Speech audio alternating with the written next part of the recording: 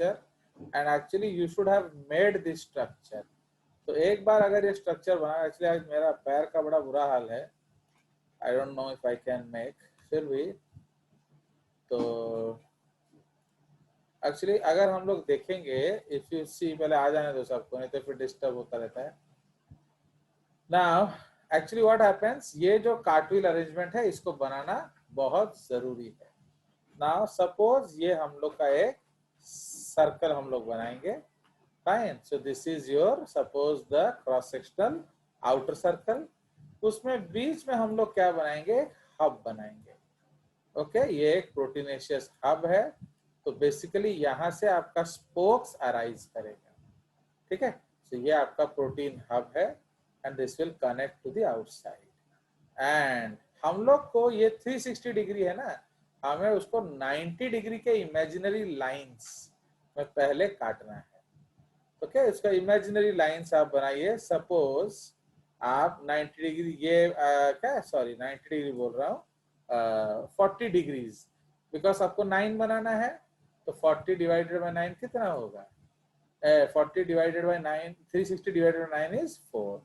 तो सपोज हम लोग इस तरह से एक बनाएंगे, तो ये आपका एक हुआ सपोज, तो 90 ना, तो 40 इंटू 3 इज 120 है कि नहीं, तो हमें पूरा 9 बनाना है। तो 40 डिग्रीज में ये 180 डिग्री है, तो 180 डिग्री में हम लोग का कितना होगा, 40 4 जा 160 है कि नहीं।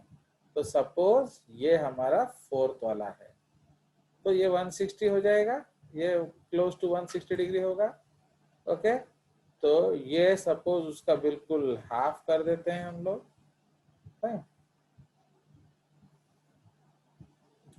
तो ये आपका बिल्कुल हम हाफ कर देंगे, क्योंकि इसमें हम लोग वो स्पोक्स डालेंगे, ठीक है। एंड ये एक बार डायग्राम नहीं बनाओगे तो ये जिंदगी भर नहीं बना सकते, एंड ये आपका जनरली एक अच्छा टीचर डाल ही देता है क्वेश्चन। तो ये आपका हो गया कितना, 1 2 3 4 5 6 7 8 9, नहीं इसमें एक ज्यादा बन रहा है हमारा, तो हम लोग को इसी को थोड़ा रीओरिएंट करना पड़ेगा।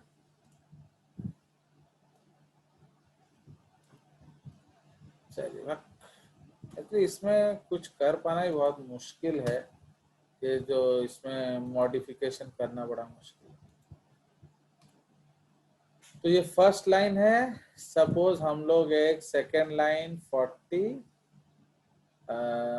ओके, ये है 40 डिग्री में, ठीक है, ये है सपोज 80 डिग्री में, ओके, ये है सपोज 120 डिग्री में,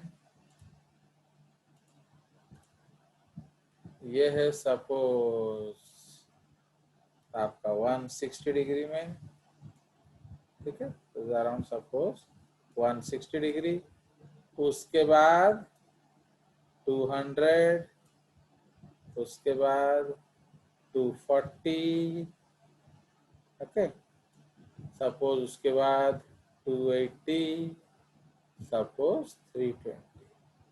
तो 1 2 1 2 3 4 5 6 7 8 9 हो गया 9 लाइंस। Is it clear? तो ये अराउंड 9 लाइंस हमने बना लिया, 1 2 3 4 5 6 7 8 9, ठीक है। तो वी हैव मेड 9 लाइंस। तो इनको हम मोटा कर देंगे तो स्पोक्स बन जाएगा।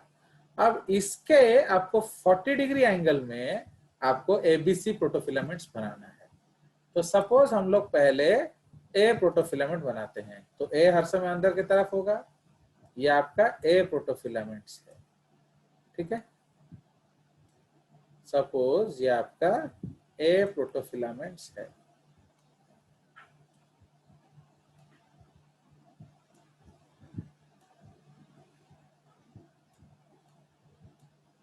Fine. Suppose this is a protofilaments, हो गया। अब हम 40 डिग्री एंगल में बनाएंगे आपका एक और लगाएंगे बी, तो सपोज ये हमारा इधर होगा बी, ओके, ठीक 40 डिग्री एंगल में बी बनाएंगे। अगर आप ये प्रोट्रैक्टर लेके बैठो तो अच्छा है, बट मैं एक एजम्पशन से बना रहा हूँ, तो it may not be correct also. But हमको कंसेप्ट सीखना है, एक्यूरेसी आप खुद बना सकते हैं। ठीक है, तो ये आपका हो गया बी प्रोटोफिलामेंट्स। ठीक है, तो ठीक 40 डिग्री में आप बी प्रोटोफिलामेंट्स बना देंगे। क्लियर? हाँ, हम बनाएंगे सी। ओके, सो ये आपका सी हो गया। Will complete the 40 degree. Okay, C, suppose C, suppose C, suppose C. Okay, suppose C. Okay, suppose C, suppose C, okay, and suppose C। तो ये आपका क्या हो गया? तो ये आपका हो गया ABC प्रोटोफिलामेंट्स। अब we have to join the C of one and A of the other with the help of a line। तो सपोज उसको हम लोग कहेंगे CA लिंकर। ठीक है, तो अब हम लोग CA लिंकर बनाएंगे। तो आपका कौन सा है? जैसे ABCAA, तो ये आपका हो गया CA linker. CA linker, CA linker, CA linker, CA linker, CA linker and CA linker. हो गया। तो ये आपका CA लिंकर्स हो गए। अब इसको हम लोग कनेक्ट कर देंगे किसके साथ? हब के साथ। ओके, तो अब इसीलिए बिल्कुल वहां आपका दो और प्रोटीन्स होगा। ठीक है, तो इधर अभी हम लोग का जो है, जहां आपका ये है उसके नीचे हम लोग एक एक और छोटा सा प्रोटीन बनाएंगे। क्या किया जाए? Will take green colour and a thick line. हम सब डॉट लगाएंगे इस लाइन पे, dot dot dot dot dot dot dot dot and dot. ठीक है, तो इन डॉट्स को हम लोग क्या कहते हैं? They are called the X bodies. ठीक है, and between two X bodies there will be a Y body. Okay, तो between two X bodies there will be a Y body. Y Y Y Y Y Y Y Y and Y. ठीक है, तो ये आपका हो गया Y bodies. अब हम लोग एक्स एंड वाई को कनेक्ट कर देंगे। ठीक है, so now we will connect the X and Y with straight lines. तो उसको हम लोग ब्लैक लाइन ले लेते हैं। तो एक्स, अरे बाबा रे बाबा रे, उसको थोड़ा पतला कर देते हैं। X Y, X Y. Okay, X Y, X Y, X Y, X and Y, Y and X. Fine, तो ये आपका एक नेट हो गया। तो इसीलिए इसको हम लोग क्या बोलेंगे? ये जो है इनको हम एक्स बॉडीज बोलते हैं। ठीक है, these are the X bodies. Fine, ये एक्स है एक्चुअली, इनको एक्स बॉडीज बोला जाता है। एंड वाई को हम लिखेंगे। अब ये जो एक्स बॉडीज है उसको हम लोग कनेक्ट कर देंगे with the help of spokes. So now we will connect with the help of spokes. Okay, हम लोग मोटा लाइन लेंगे, एक्स को आपका सेंट्रल हब के साथ कनेक्ट कर देंगे। Okay, will connect the x with the central hub.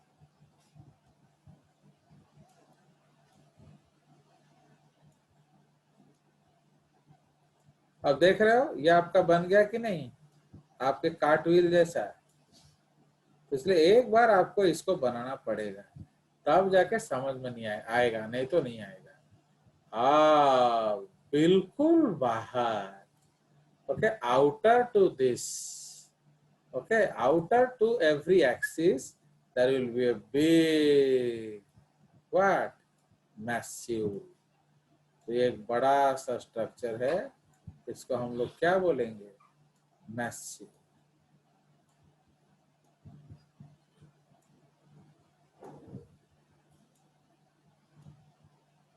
Fine. So these are basically the massives, or we can say microtubule organizing centers। हो गया। तो ये जो है इसको हम लोग क्या कहेंगे, this is basically the कार्टविल arrangement. ठीक है, कुछ पूछना है पूछ लीजिए, फिर नहीं तो हम लेवलिंग के लिए चलेंगे।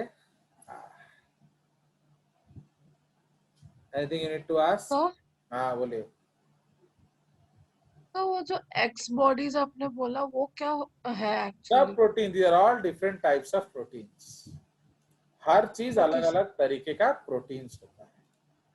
अब जैसे अभी हम लोग इसको लेवलिंग करना शुरू कर देंगे, तो ये क्या हो गया, ये मैस्यूल है। नाउ दिस इज एक फाइबर, दिस इज दूसरा फाइबर, एंड दिस इज तीसरा फाइबर। ठीक है, ये आपका सीए लिंकर है। ओके, ये जो डॉट है, इस डॉट को एक्स बॉडी बोलेंगे, इस डॉट को वाई बॉडी बोलेंगे। फाइन, ये आपका हब है। Fine, and this is your spoke. Clear? So what are these? So these are massives। ठीक है, उसके बाद what are these? These are C। Okay, C protofilament. Okay, इसको हम लोग कॉपी कर देंगे। उसके बाद ये है क्या, बी प्रोटोफिलामेंट।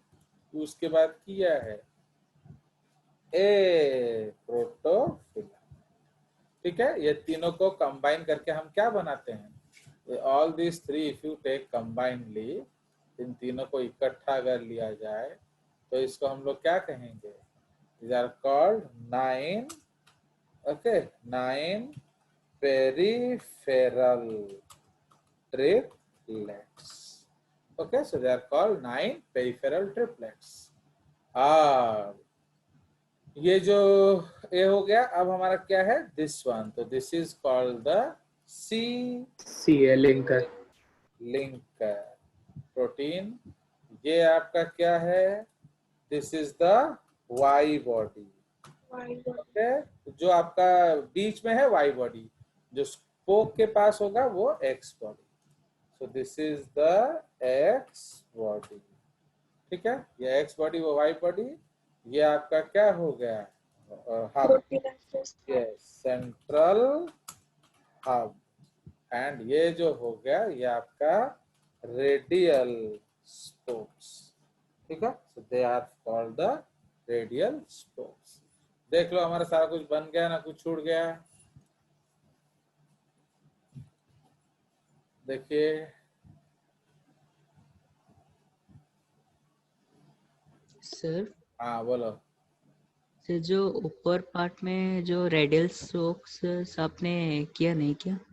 क्या? और वो सर जो अपर पार्ट में, हाँ, ये वाला। सर हाँ हाँ, अरे इडियट, वो एटा माने तू हब के ड्राइंग कुछ पास। सीखिन, तू ड्राइंग नहीं सीखा है। एक्चुअली वो क्या है, वो गाइडलाइन है। बुझलु कि नहीं, एटा गाइडलाइन पे मैं करी, नहीं तो नौटा मेरे को कैसे हिसाब में करेंगे, समझ में आया कि नहीं। तो मैंने एक हल्का सा येलो गाइडलाइन बनाया, एक्चुअली वो कुछ है नहीं, ये this this yellow is nothing. हाँ, एक और चीज छूटा गया है, अब इसको कनेक्ट कर देंगे। किस कलर से करें ना, पर्पल ले लेते हैं। तो now we will connect this one, देखो, the A to the X. Okay, जो ए प्रोटीन उसको एक्स के साथ कनेक्ट कर, fine, A is connected to the X. हाँ बोलो बोलो देवी। तो एक्चुअली वो जो है वो मैंने गाइडलाइन बनाया हुआ है ड्राइंग करने, नहले मैंने मैंने तमने हाथ रे 360 कर परिबनी, मैंने मैंने can you divide exact 40 degree angle, तो वो एक गाइडलाइन की तरह मैंने उसको यूज किया है, समझ में आया? चलिए अब इसको थोड़ा हम लोग शेडिंग कर देते हैं। Okay, will use a colour to shade it, तो थोड़ा अच्छा लगेगा। तो ये आपका शेडिंग हो गया। सर हाँ बोलो। सर ठीक वो है, आउटर ग्रीन, हाँ बोलो बोलो। सर वो आउटर ग्रीन सर्कल बस उसका रीजन डिफाइन करने के लिए सर, या फिर उसका भी कुछ लेवलिंग है? नहीं वो मेम्ब्रेन है ना उसका, वो उसका यस। आउटर मेम्ब्रेन है, शीट है वो। Fine, that is the outer sheet. माने आप जो बोल रहे हो वो डेफिनाइट नहीं है, यही बोल रहे हो ना? Yes sir. It's correct, actually you know that this is a membraneless organ, इसलिए उसको हम लोगों ने गाइडलाइन जैसे बनाया, समझ? ये दैट इज, इसलिए तो हमने उसको लेवलिंग नहीं किया है ना, नहीं तो लेवलिंग करते हैं इसको। फाइन, तो ये आपका मैस्यूल्स होगा। तो yes. This is called the क्या, cartwheel arrangement of the centriole. ठीक है, तो इसको हम लोग cartwheel arrangement of the centriole कहते हैं। एंड ये आपका एक सगड़ा चक्का जैसा दिखता है। क्लियर? तो इसलिए आप लोग इसको एक बार जरूर बनाएंगे, आप लोग प्रोट्रैक्टर यूज करके एग्जैक्टली 45 डिग्री एंगल देके आप बना सकते हैं, तो आपको एक सुंदर लुक देगा। मैं आपको दिखाने का कोशिश कर रहा हूँ, ये तो हमने बना लिया diagram. I try to show you one. Actually वो पूरा सिस्टम हैंग हो गया था, तो इसीलिए कहाँ गया share. Now if you see this drawing,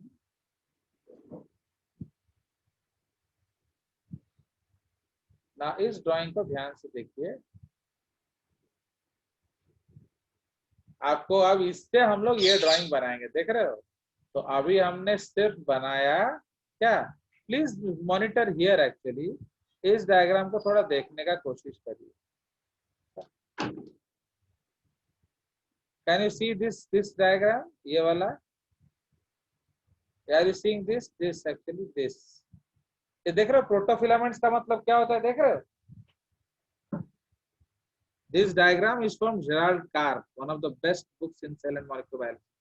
अगर आप वो जो छोटे छोटे सर्कल्स देखोगे तो दे आर, ये इसमें 13 होंगे, इसमें 11। Okay, so they are called the protofilaments, समझ रहे हो? तो इसीलिए ये सिलिया का है, फ्लैजेला सिलिया का। एक्चुअली जो सेंट्रियोल में 9 ट्रिपलेट होता है, बट सिलिया फ्लैजेला में जो है वो आपका जो सी फाइबर कट जाएगा, तो दैट इज वाई फिर बच जाएगा आपका only A and B, doublet. समझ रहे हो? तो ओनली आपका A and B fibre will be left out. ठीक है, so this is the case. तो आप इसको ध्यान से देख सकते हो। तो यही आपका सिलिया फ्लैजेला है एक्चुअली, ये आपका सेंट्रियोल, ये देख, तो देख रहे हो? तो this is the diagrammatic drawing, उतना ज्यादा डिटेल में नहीं है। तो इसमें आप क्या देख रहे हैं, 9 पेरिफेरल ट्रिपलेट्स देख रहे हैं, स्पोक्स देख रहे हैं, सेंट्रल हब देख रहे हैं, एंड सीए लिंकर भी देख रहे हैं। एंड राइट साइड में देखो कहाँ लिखा है वो, बेसल बोन। तो एक्चुअली सेंट्रियोल क्या बनाता है, बेसल बोन। अगर ये सेंट्रियोल होता तो एमटीओसी भी होता मैस्यूल्स, बट सिंस ये सेंट्रियोल का डायग्राम नहीं है, इसमें आपका मैस्यूल्स नहीं दिखता। ओके, तो ये हमारा सिलिया फ्लैजेला का बेस है, इसी को हम लोग कहते हैं क्या, बेसल बोन। चलिए देखते हैं कोई सेंट्रियोल का एग्जैक्ट डायग्राम है क्या, तो आपको दिखा देंगे। ये रहा, ये रहा, yes. So this diagram actually, the कहाँ से आया?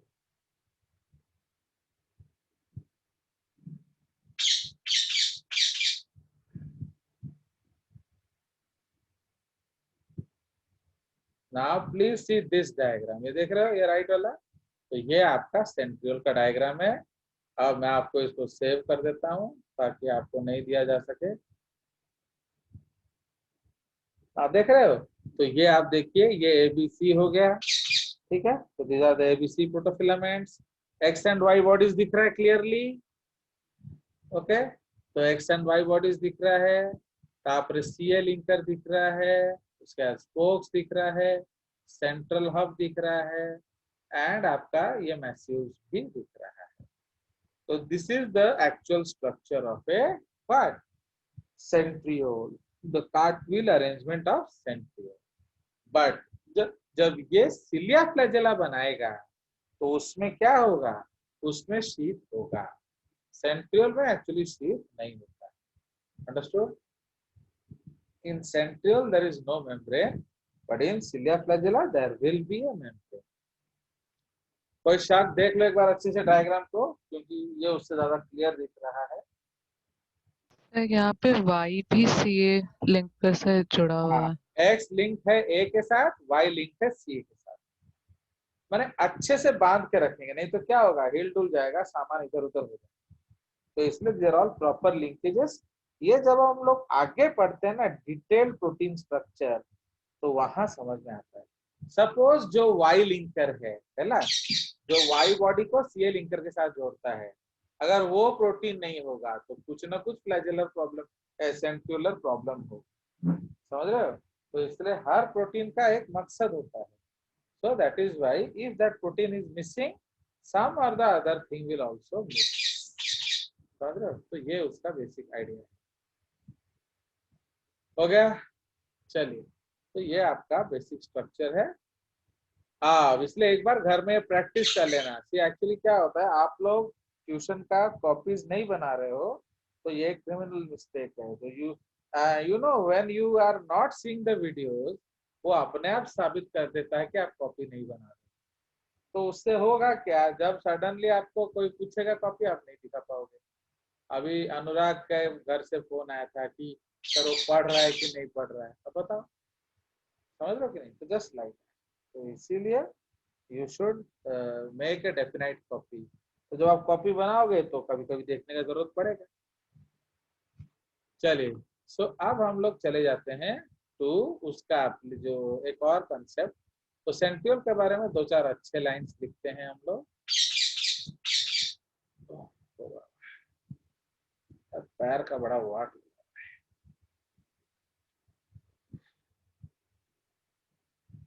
ओके, चलिए। तो now we are actually discussing about the centriole. ये तो बड़ा disturbing elements.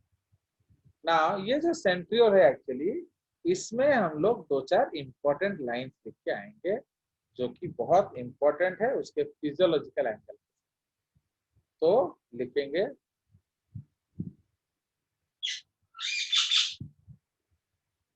now centrioles are required, देख रहे हो, very simple, to form basal body, cilia, flagella and spindle pole. Okay, Adya, is it written spindle fiber? Yes sir. No. तो ये एक अच्छे बुक से कॉपी पेस्टेड है, समझ रहे हो। तो ये जानबूझ के मैंने आपको दिखाया ताकि आपको पता चले, क्योंकि ये तो पेस्टेड है ना, मतलब मैं कहीं से उठा के डाल रहा हूँ। ओके, तो इसका मतलब है, देख रहे हो, वो खुद ही लिखा है दैट वो स्पिंडल पोल बनाता है, स्पिंडल फाइबर नहीं बनाता है। तो स्पिंडल फाइबर बनाएगा कौन, मैस्यूल। Okay, now they occur in most animals except some protozoan protists like amoeba, common in flagellate forms. Okay, having flagella, flagella होगा तो ये होगा। Example many green algae. अब देखो ये कितना सुंदर ये लाइन बता दिया, किस लोअर प्लांट्स में मिलेगा, जिसमें सिलिया फ्लैजेला होता है। आया आद्या जी। तो इसलिए Yes sir. Those lower organisms या लोअर प्लांट्स जिसमें आपका सिलिया फ्लैजेला होगा, तो वो कौन बनाएगा, वहां सेंट्रियोल जरूर होगा, वरना सिलिया फ्लैजेला आएगा कहां। Now, centrioles replicate in G2 phase of the cell cycle, but some authors reported this duplication in early prophase. Okay, इसको भी मैं अभी नहीं लिखूंगा ये लाइन, इसको हम लोग बाद में लिखेंगे, नॉट टू कंफ्यूज। तो centrioles never initiate cell division, मैं आपको दिखाऊंगा फिर उसको लिखूंगा। तो centrioles never initiate cell division, ये याद रखना। तो they form basal bodies, cilia flagella etcetera. Okay, in oocytes and spermatocytes, centrioles are large and called giant centrioles. Centriole is the organelle that replicates. तो ये important line है। Okay, तो इसको हम लोग रेड में लिखेंगे, कट करेंगे एंड इसको अलग। क्यों? ये आपका एक क्वेश्चन होता है, which organ replicates but there is no DNA. Okay, so centriole is the organelle which that can replicate but it has no DNA. समझ रहे हो? तो ये एक बहुत इंपॉर्टेंट पॉइंट है with respect to क्या centriole। ठीक है, there is an organelle that can replicate but has no division. Now let me go to show you a photograph. I don't know if I have it now, फिर भी we'll try to search. So that is called the centrosome cycle। ठीक है, तो वो कोशिश करते हैं, अगर वो मिल जाएगा तो मैं आपको दिखा दूंगा। तो उसमें आप देखोगे वो actually that diagram is also from David Sadava and आपका even it was given in old NCERT. तो जो आपका सेंट्रोसोम साइकिल, क्योंकि ये बहुत बुक्स में इसका एरर होता है। ठीक है,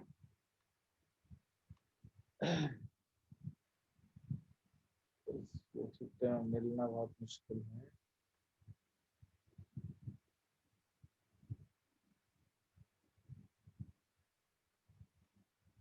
Cell biology, okay, cell division,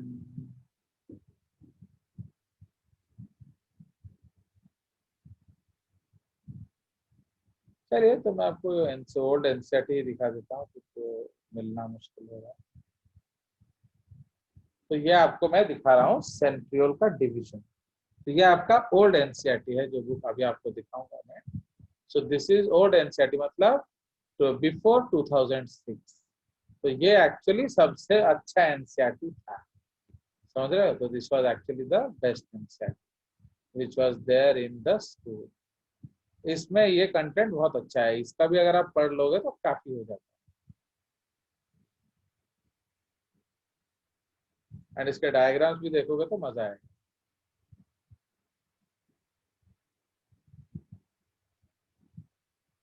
cell cycle ये रहा। तो देख रहे हो, ये आपका एनसीईआरटी है, ओल्ड एनसीईआरटी। इसको थोड़ा बड़ा किया जाए एंड यहाँ देखिए ये हमारा, देख रहे हो कितना सेल गया है। तो this is your what, this is your centrosome cycle. देख रहे हो नीचे लिखा हुआ है सेंट्रोसोम साइकिल। तो G1 फेज में क्या लिखा है, द सेंट्रोसोम हैज 2 सेंट्रियोल्स। ठीक है, तो आपका माने अभी डुप्लीकेशन शुरू नहीं हुआ। ठीक है, तो इसको हम लोग बॉक्सिंग कर देंगे। तो G1 में सेंट्रोसोम हैज 2 सेंट्रियोल्स। S में क्या हो गया, सेंट्रियोल रेप्लिकेट्स, बट सेंट्रोसोम अभी भी एक है।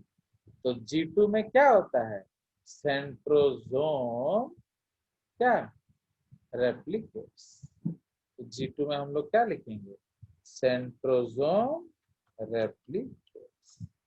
ठीक है, तो S में सेंट्रियोल रेप्लिकेट करता है एंड G2 में सेंट्रोसोम रेप्लिकेट करता है, and by the end of prometaphase वो दोनों ऑपोजिट पोल्स में चले। अंडरस्टूड? कुछ पूछना है पूछ सकते हैं।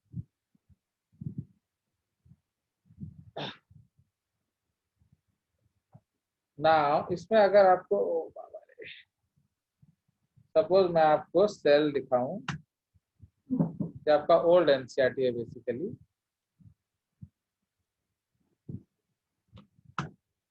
सपोज ये आपका सेल टॉपिक शुरू हुआ। ओके, यू सी कि कितना कंटेंट था उसमें, देख रहे हो। ये टूल्स एंड टेक्निक्स टॉपिक आया, माइक्रोस्कोपी। ये देखो आद्यशा, मनस्विनी इज देयर और नॉट? मनस्विनी, तो ये जो टॉपिक है इसको सेल्फ फ्रैक्शनेशन या जो होमोजेनाइजेशन टेक्निक बोलते हैं। वो पूछ रही थी ना सर सेल्फ फ्रैक्शनेशन क्या होता है, तो दिस इज द टेक्निक। तो देखो ओल्ड एनसीईआरटी में था बट न्यू में उड़ा दिया। ये आपका इलेक्ट्रोफोरेसिस कह सकते हो, क्रोमेटोग्राफी भी कह सकते हो। अब सेल शुरू है, बेसिक यूनिट ऑफ लाइफ, फिर स्ट्रक्चर ऑफ सेल, ये प्रोकैरियोटिक सेल, ओके, फिर सेल वॉल, फिर आपका गोल्जी ईआर आया, राइबोसोम्स, माइटोकॉन्ड्रिया, क्लोरोप्लास्ट, न्यूक्लियस। देख रहे हो न्यूक्लियस में बैंडिंग टेक्निक, फिश, फ्लोरोसेंट इन सिटू हाइब्रिडाइजेशन, सब कुछ दिया, इडियोग्राम, कैरियोटाइप। तो इसलिए आप लोग अगर अच्छे बच्चे होते तो मैं ये सब पढ़ा दिया होता। ये देखो कितना सुंदर डायग्राम ऑफ सेंट्रियोल दिया है। Now can you see the pericentriolar matrix? Are you able to see the blue thing? Yes, sir. तो ये आपका पेरिसेंट्रियोलर मैट्रिक्स है, ठीक है। चलिए, तो ये आपका सेंट्रियोल है, ये सिलिया फ्लैजेला है, ये देखो उसका 9+2 अरेंजमेंट। तो ये आपका एनसीईआरटी में भी दे दिया है, फाइन। तो ये आपका सेल खत्म हुआ, बायोमोलिक्यूल्स।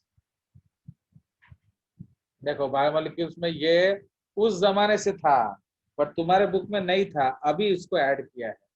सोचो this was there in old NCERT before 2006, फिर 2014-15 तक हटा दिया, फिर 16 में 17 में टिल 17-18 हटा दिया, 19 में वापस लाया। ये पिछले एडिशन से आया है। ये देखो phosphodiester, DNA, triphosphate, enzymes, okay. ये ओल्ड एनसीईआरटी, कितना मैं बोलता हूँ आप इसको पढ़ो बट आप लोग ये नहीं पढ़ते। ये सेल है आपका, cell cycle, cell division, and इसका अभी एक ही सोर्स है, बोलो कौन सा? What is the only source of old NCERT? JJs. That is JJs, और कहीं ये नहीं मिलेगा, इसलिए अभी मैंने उसको रिक्राइस्टन कर दिया है। Okay, I will show you the rechristen form. देख रहे हो, this is JS NCERT class 11 cycle, okay. तो इसको मैंने रीनेम कर दिया, आ गया मजा? चलिए, सो दिस इज द केस। तो इसलिए बिकॉज बिना तथ्य के बात करना बहुत गलत है, क्योंकि वो बहुत जगह उसका गलत देता है। कहीं सेंट्रियोल की जगह सेंट्रोसोम दे देगा, कहीं सेंट्रोसोम की जगह सेंट्रियोल दे देगा। तो आपको याद होना चाहिए कि सबसे पहले सेंट्रियोल डिवाइड करता है, सेंट्रोसोम बाद में डिवाइड करता है, क्योंकि सेंट्रोसोम सब कुछ है, सेंट्रियोल अकेला अंदर वाला स्ट्रक्चर, ठीक है। तो इसीलिए centriole divides first in the S phase and centrosome divides in the G. Clear? So this is the concept of centriole and हम लोगों ने उसका स्ट्रक्चर भी देखा, एंड इसीलिए उसका भी याद रखेंगे कि जो मेन फंक्शन है सेंट्रियोल का क्या है। उसका मेन फंक्शन है to produce the basal bodies which will ultimately produce cilia, flagella, etc. ठीक है। In plant cells there is no, okay, plant cells में आपका बेसल जो सेंट्रियोल नहीं होता है, बट सेंट्रो जो माइक्रोट्यूब्यूल ऑर्गेनाइजिंग स्ट्रक्चर्स होते हैं, तो दैट इज कॉल्ड द मैस्यूल्स, ओके। उसको हम लोग मैस्यूल्स कहते हैं।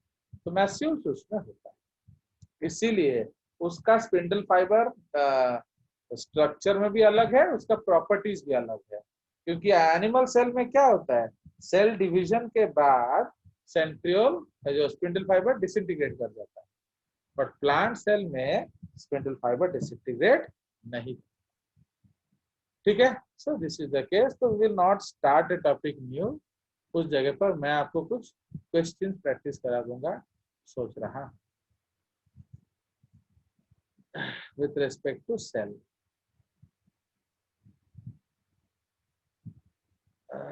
चलिए ना, आप लोग इसका आंसर करिए धड़ाधड़। चलिए try to answer 213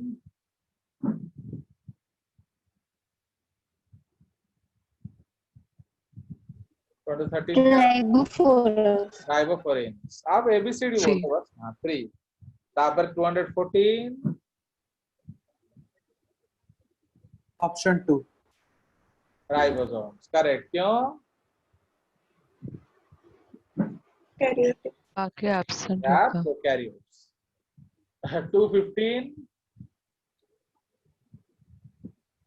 intact sales में कौन सा नहीं होता है अगेन देख रहे हो मैं बोला ना ये क्वेश्चन गारंटेड होगा ये तो मैं रैंडमली उठा के दिया हूं तुमको प्रैक्टिस करने के लिए बोलो कौन सा इंटैक्ट सेल्स हाँ माइक्रोसोम्स भाई बिकॉज वो फ्रैगमेंटेड सेल में होता फूटने के बाद होता है। है वो यस सर। फूटने के बाद होता है अब तुम आद्या क्या बोलते हो सर बोलने से आता नहीं अब ये देख रहे हो ये कहाँ से आ गया और ये मैंने रैंडमली पेज सिलेक्ट किया है कोई मैं चुन के नहीं लाया हूँ तुम्हारे लिए चलिए नेक्स्ट 216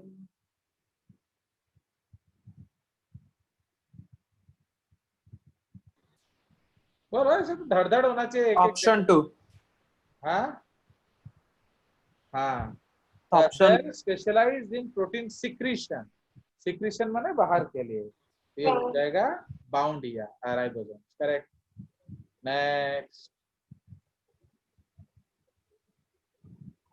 आ गया हाँ बोलो second most proteins to be used within cytosol are हैं सर ऑप्शन 1 ना वाह, फ्री राइबोसोम क्यों ये आपका साइटोजोलिक प्रोटीन्स पूछ रहा है ओके ये Yes, sir. बाहर जाएगा नहीं अब देखो ये